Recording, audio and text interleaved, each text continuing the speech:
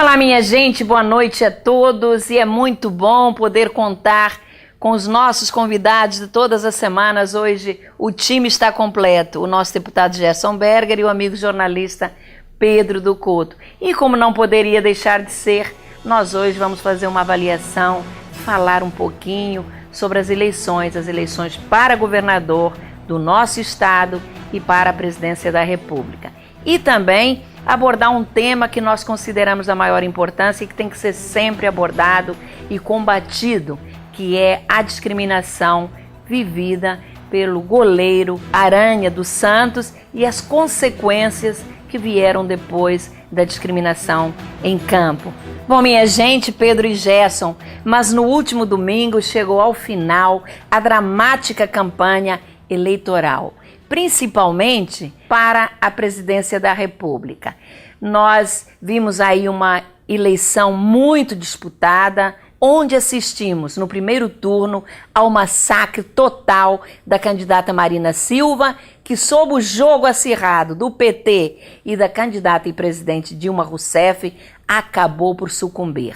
Arrisco dizer, e o futuro, quem sabe, confirmará, que a imagem e a força política de Marina Silva não mais voltará a ser a mesma de antes destas eleições. No segundo turno foi Aécio Neves, que mesmo mostrando excepcional preparo e coragem de enfrentamento, acabou derrotado. As mentiras de tanto serem repetidas viraram verdade, a começar por Minas Gerais com o slogan: quem conhece Aécio não vota. Aécio perdeu em Minas. Talvez até, Gerson e Pedro, por excesso de confiança, achando que tinha o voto do seu estado.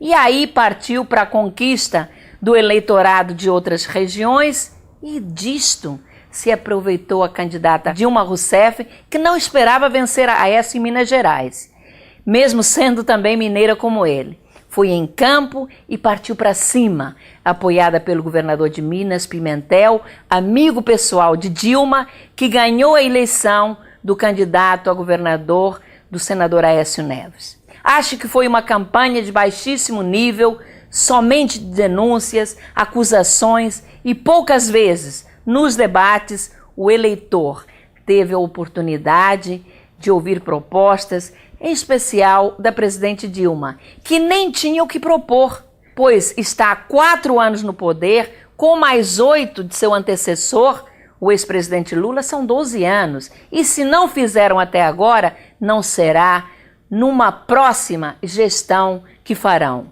O que a candidata a presidente Dilma Rousseff tinha que fazer era mostrar como combaterá a inflação, como aumentará o PIB, que teve crescimento negativo nos 2 primeiros trimestres, e principalmente como atrairá novos investidores que estão com medo do Brasil, sim.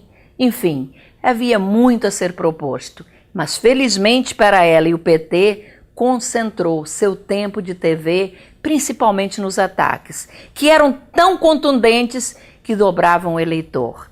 E aí, Gerson e Pedro, como veem o resultado das últimas eleições de domingo? Como eu disse, uma eleição dramática, uma eleição difícil que há tanto tempo não víamos e que mostrou aí uma diferença mínima entre a candidata eleita Dilma Rousseff e o candidato Aécio Neves, não é isso? Tereza, muito haveria para acrescentar o que você falou. No entanto, uma coisa foi crucial para Aécio Neves: perder em sua própria casa seu estado. Veja que ele perdeu apenas no Norte e Nordeste, além de Minas Gerais e Rio de Janeiro. No mais, tanto o Sul como o Centro-Oeste e o Sudeste lhe deram uma bela vitória. A resposta de São Paulo mostrou claramente que os paulistas não queriam saber do PT. Foram quase 65% dos votos para Aécio, e não apenas na capital, mas de uma forma homogênea em todo o estado. A derrota no Rio de Janeiro foi bem menos grave que a de Minas Gerais. Afinal, aqui no nosso estado, à exceção do grupo de Pisciani, que criou o AESão, todas as forças políticas e máquinas apoiaram Dilma. Pezão teve uma forma muito leal com a presidente até o fim. Também o prefeito Eduardo Paz, Crivella, Garotinho, Lindbergh. E por isso acho que os 45% que a Aécio teve no Rio de Janeiro são bastante significativos. Foi uma pena Aécio Neves não ter ganho essa eleição, pois ele representava a renovação, a alternância do poder, que é sempre sadia. E ele a perdeu por muito pouco, mostrando que o país está dividido. Foram tantas as acusações, um mundo de corrupção e lama, prevalecendo o grito e a forma agressiva da nossa presidente se posicionando nos debates. Acho que faltou ao Tucano mais contundência nas respostas a Dilma Rousseff, embora tenha sido, na minha avaliação, sempre superior a ela, em todos os debates. Ele não conseguiu atingir o povão, que preferiu continuar com o atual presidente.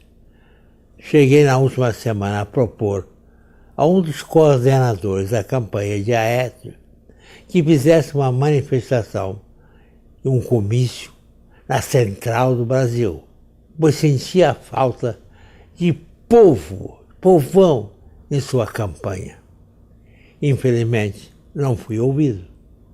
Quero acrescentar que estou a favor do que a revista Veja fez, à véspera da eleição, denunciando que o doleiro Youssef tenha afirmado que o ex-presidente Lula e a presidente Dilma tinham conhecimento dos fatos que envolviam a Petrobras num esquema de corrupção.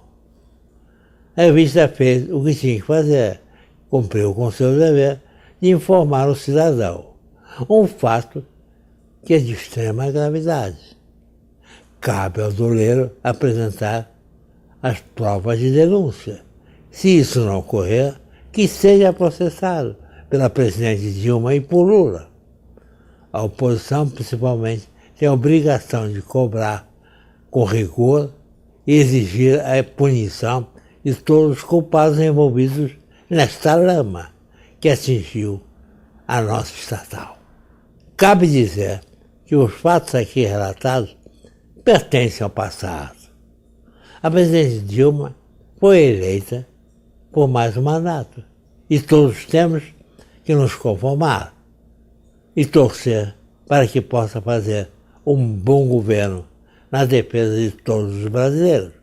No mais, tudo passa. Bom, Gerson, excelente a sua avaliação em relação às eleições, né? Essa dramática eleição, como eu disse há pouco, e como não poderia deixar de ser, eu vou passar a palavra para o nosso amigo jornalista Pedro do Couto, que é sempre muito bom ouvir a sua posição. E Pedro, especialmente, eu gostaria que você fizesse um comentário também sobre o discurso da presidente Dilma, que se disse aberta ao diálogo, falou em reforma política, enfim, numa série de situações, de propostas que o Brasil necessita, mas eu entendi que quando ela falou em diálogo, não me pareceu uma coisa muito sincera, considerando que ela não teve sequer a elegância de citar que o seu opositor, o Aécio Neves,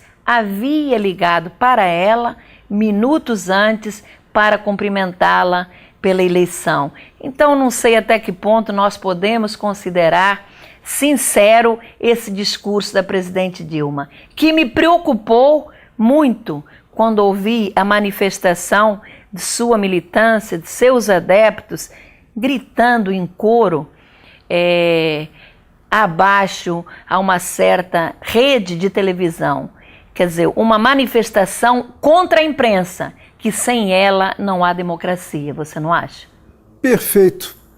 Sem imprensa livre não existe democracia.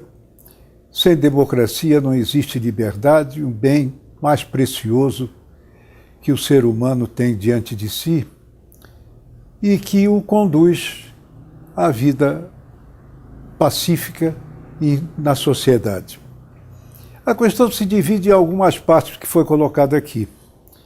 A diferença foi mínima, 3,5%, muito pequena, a menor da história da democracia brasileira, minha opinião, de 1955 para cá, tempo em que eu acompanho eleições. Mas, como no futebol, se por um gol se vence, por um gol também se perde.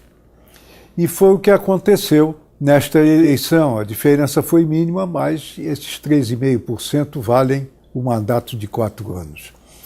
O Gerson colocou bem a questão, você também, Tereza, quanto ao comportamento na campanha do candidato Aécio Neves, que não se aproximou, como deveria, e os fatos estavam indicando, das camadas de menor renda da população. Ficou com a classe média para cima, não foi suficiente para levá-la à vitória. Tanto assim que todos os resultados, não mais as pesquisas, mas todos os resultados demonstram que nas áreas de renda mais alta ele venceu facilmente e nas áreas de renda mais baixa a Dilma venceu facilmente. A Dilma Rousseff assumiu compromissos na campanha.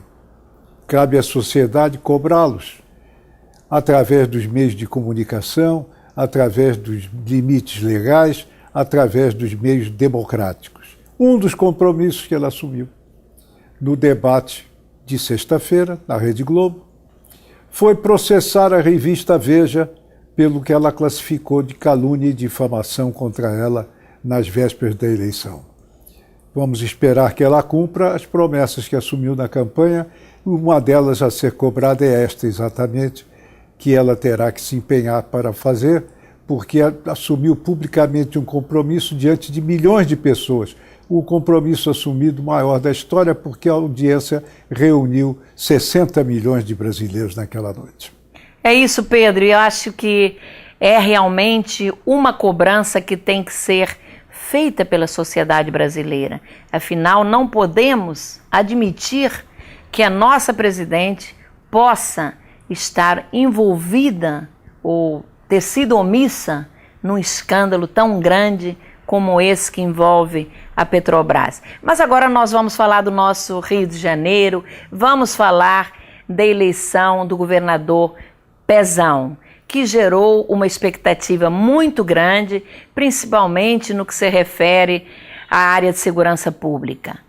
As UPPs, por exemplo, todos nós sabemos da importância da continuidade desse projeto que veio do governo Cabral e que trouxe enormes avanços nessa área. O programa mostra expressivas quedas nas estatísticas de violência em todas as regiões do estado, mas especialmente na capital e áreas cobertas pelas UPPs. A retomada do espaço público em áreas conflagradas pela violência e dominadas por facções criminosas resgatou da subjugação comunidades que viviam no medo e eram vítimas constantes da perda de seus filhos, atingidos por balas perdidas, quer do confronto entre facções ou mesmo com a própria polícia. E olha, eu digo a vocês, eu que durante essa campanha visitei algumas comunidades onde existe o PP, verificava que o crime, que as pessoas do mal, o cidadão do mal, não permitia sequer que se entrasse com material de campanha de Pezão. Isso porque tinha outros candidatos que iam no local e prometiam tirar a polícia dos morros. Então, acho que foi, sem dúvida também, a nível de Estado, uma campanha muito difícil, principalmente nas áreas cobertas pelas UPPs. Mas voltando à queda da violência, segundo uma pesquisa levantada pelo jornal o Globo, a média de homicídios em áreas de UPP corresponde a 1/3 da taxa do resto do país, além de ter reduzido em quase 80% o número de homicídios dolosos no nosso estado do Rio de Janeiro. Nas áreas pacificadas, a média de homicídios é de 8,7 casos para 100 mil habitantes, quando a taxa nacional chega a 24. A taxa no estado do Rio de Janeiro está, inclusive, abaixo do patamar aceitável pela ONU, que é de 10 para 100 mil. Infelizmente, algumas áreas vivem um momento delicado e nos últimos 2 ou 3 meses, os ataques a UPPs realizados por bandidos têm trazido uma séria preocupação à Secretaria de Segurança, eu tenho certeza, e também ao cidadão de bem que vive no Rio de Janeiro. Entretanto, também eu não tenho nenhuma dúvida que foi motivo de aproveitamento político de alguns candidatos que procuravam desmoralizar e demonstrar oportunismo e até mesmo o fracasso do projeto das UPPs. Que bom que o governador eleito do Rio de Janeiro foi Pezão, pois está aí governando e levando adiante um programa de segurança que é tão importante para o nosso estado. E você, Gerson, que trabalhou, torceu, se dedicou tanto à campanha de Pezão, como vê a eleição de Pezão? Tereza, o Rio de Janeiro está de parabéns com a vitória de Pezão. Desde o primeiro momento, ainda no ano passado, nós já divíamos Pezão era, sem dúvida, o melhor dos 4 candidatos. Pezão também passou por momentos difíceis em sua campanha, na qual não foi o alvo principal, mas sim o seu padrinho político, o ex-governador Sérgio Cabral, que foi um ótimo gestor. Mudou completamente o nosso estado. Graças ao seu projeto da criação das UPPs, como você disse, foi possível trazer investimentos milionários para o Rio de Janeiro, com a instalação de diversas empresas, fonte de inúmeros empregos para os nossos cidadãos.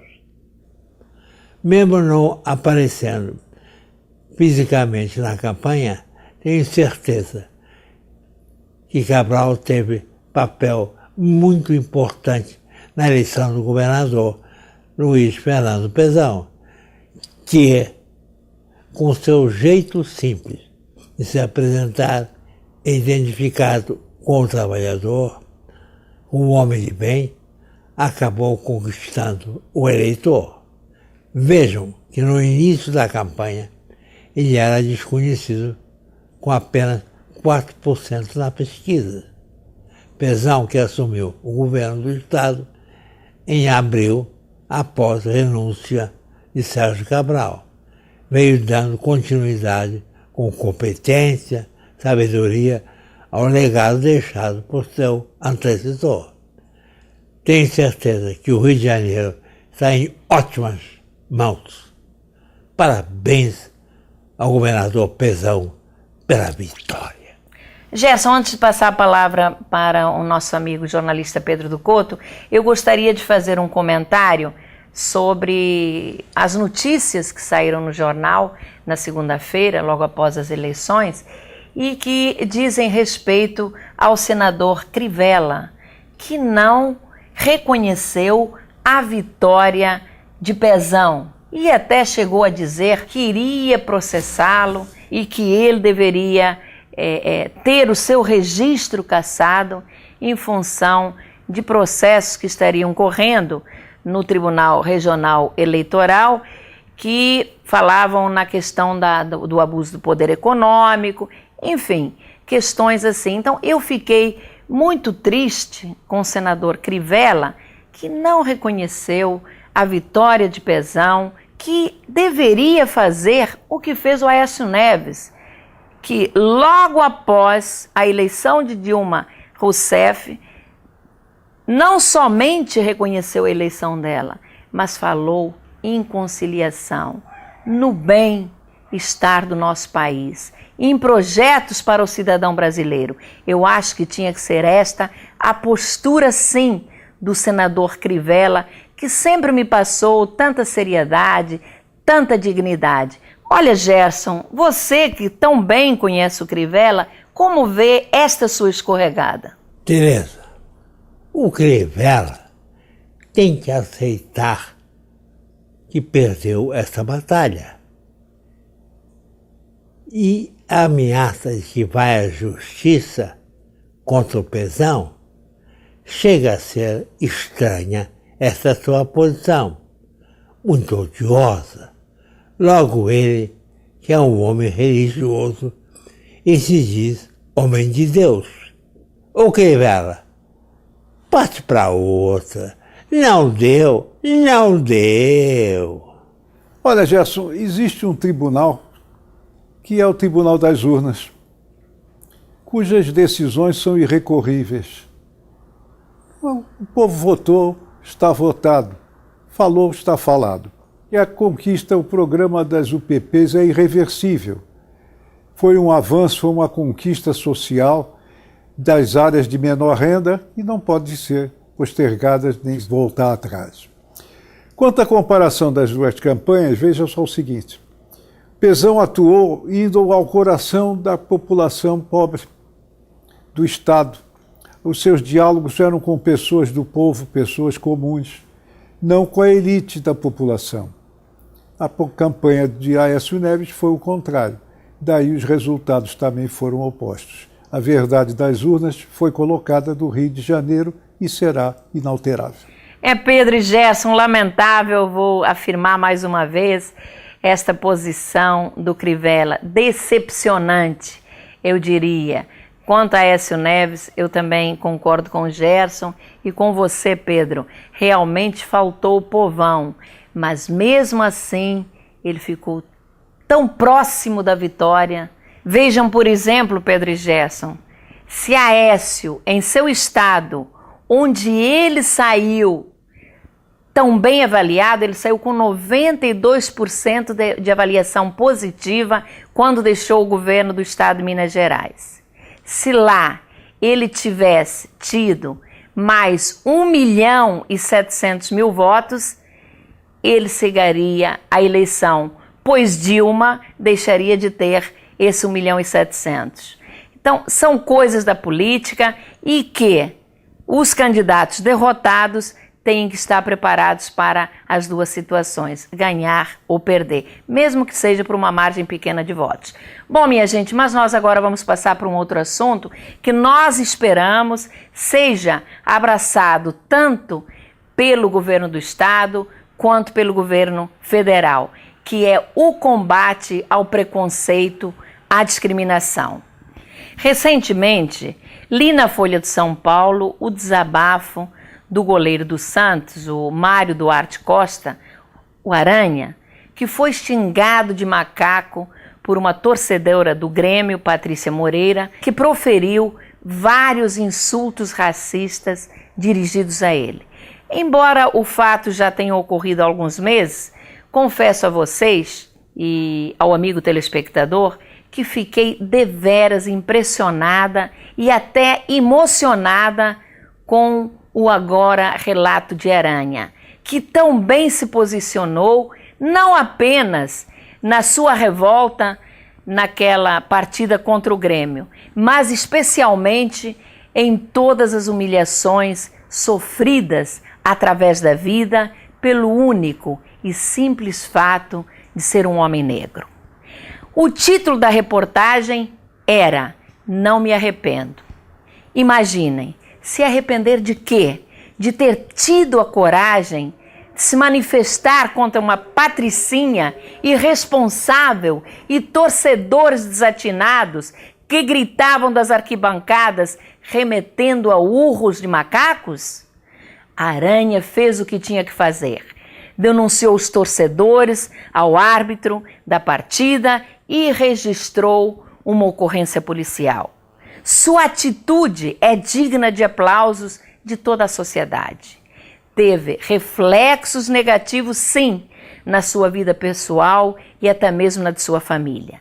Seus filhos, segundo ele, também foram xingados de macacos na escola após ele ter denunciado o ato racista no estádio. Ele foi falar com a diretora da escola, que lhe respondeu que ia chamar a atenção dos alunos, mas acabou ficando por isso mesmo. Além disso, Gerson e Pedro receberam muitas mensagens deploráveis. Talvez por isso ele diga que não se arrepende de ter feito a denúncia. Indo mais além, ele diz que não seria um bom pai se não ensinasse a seus filhos que eles não podem aceitar ser discriminados, embora da mesma maneira seja obrigado e tenha que ensiná-los a não revidarem ou mesmo serem violentos. Por outro lado, na reportagem concedida à Folha de São Paulo, o goleiro diz que até hoje enfrenta reações das pessoas, e-mails, ligações que o incomodam muito mais que os gritos de macaco que recebeu da torcida do Grêmio. Tem gente que questiona por que ele não se incomodou com o apelido de Aranha e se incomoda tanto quando é chamado de macaco. Com sabedoria, por tudo que já passou, ele simplesmente respondeu: não é a mesma coisa. Quando chamam o negro de macaco, isso vem lá de trás, quando o negro na escravidão não era visto como um ser humano, gente, pelo simples fato de ter uma cor diferente de pele. Além disso, preferia silenciar, não discutir quando era injustiçado, isto para não ir para o tronco, pois não existia lei que os defendesse. Perfeita, Gerson, a colocação de Aranha. Os tempos mudaram e hoje racismo é crime inafiançável. Essa torcedora do Grêmio, Patrícia, que diz não ser racista, deveria de imediato pedir desculpas ao goleiro do Santos e não esperar a orientação dos seus advogados. Assim como todos aqueles que o agrediram deveriam fazer o mesmo. Como não o fizeram, têm e devem ser punidos para que sirvam de exemplo, fazendo com que o preconceito e a discriminação sejam sempre inibidos em todas as situações. Afinal, somos todos uma única raça, a raça humana. Gostaria de ouvir você, Gerson, e logo a seguir, Pedro do Couto, por favor. Tereza, acho muito importante voltar ao assunto do goleiro do Santos. Afinal, o preconceito, a discriminação, o racismo têm que ser sempre combatidos. Veja que nas declarações de Aranha, ele cita o fato de que, no momento em que se dirigiu ao árbitro para denunciar que estava sendo chamado de macaco pela torcida do Grêmio, ele teria respondido que ele é quem estavam provocando a mesma torcida. Isso fez com que os torcedores discriminadores comemorassem, se sentirem livres para continuar a chamá-lo de macaco. Foi aí que ele foi tomado por um sentimento de ira, raiva, ódio mesmo. Não podia ser diferente. Afinal, é xingado, humilhado, procura o árbitro, reclama e recebe como resposta que ele é quem está provocando a torcida. Um absurdo.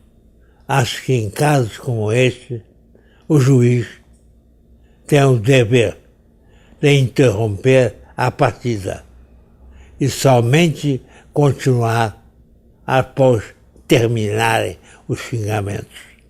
Por último, Tereza, o goleiro do Santos, o Aranha, também se queixou E na torcida agressora tinham negros que xingavam e concordavam com os xingamentos. Isso me faz lembrar um fato ocorrido com um médico negro, amigo meu, vítima de um policial, também negro, que após um pequeno acidente no trânsito na rua Siqueira Campos, em Copacabana, ao bater ligeiramente na traseira de outro carro, foi achincalhado pelo policial. Chegou a dizer que negros como ele envergonhavam a raça. Ao perceber a humilhação de que estava sendo vítima o meu colega médico, aproximei-me e me identifiquei, dizendo ao policial que ele estava abusando de autoridade como médico, um homem de bem, que se tinha ele praticado alguma infração, que o multasse, mas que era uma vergonha a sua posição racista com um irmão de cor. Péssimo exemplo que estava dando naquele momento. Tudo foi resolvido, mas nunca esqueci aquela cena que vejo agora como se repetindo com esse goleiro do Santos, a quem parabenizo pelo registro na polícia, pela denúncia ao juiz, por toda a sua ação.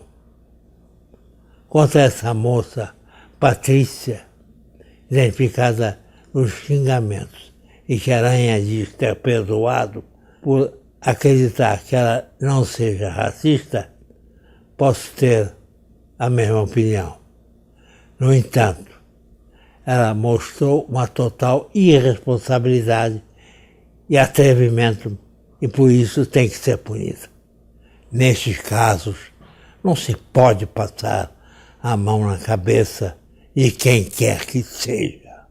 Exatamente. Não se pode passar a mão na cabeça. O racismo é uma coisa intolerável, odiosa, discriminatória, que não tem mais lugar nos tempos de hoje. Eu li a entrevista do goleiro Aranha à Folha de São Paulo e achei muito razoável a sua exposição. Disse ele uma verdade absoluta, que silenciar diante do racismo representa uma forma de concordar com ele.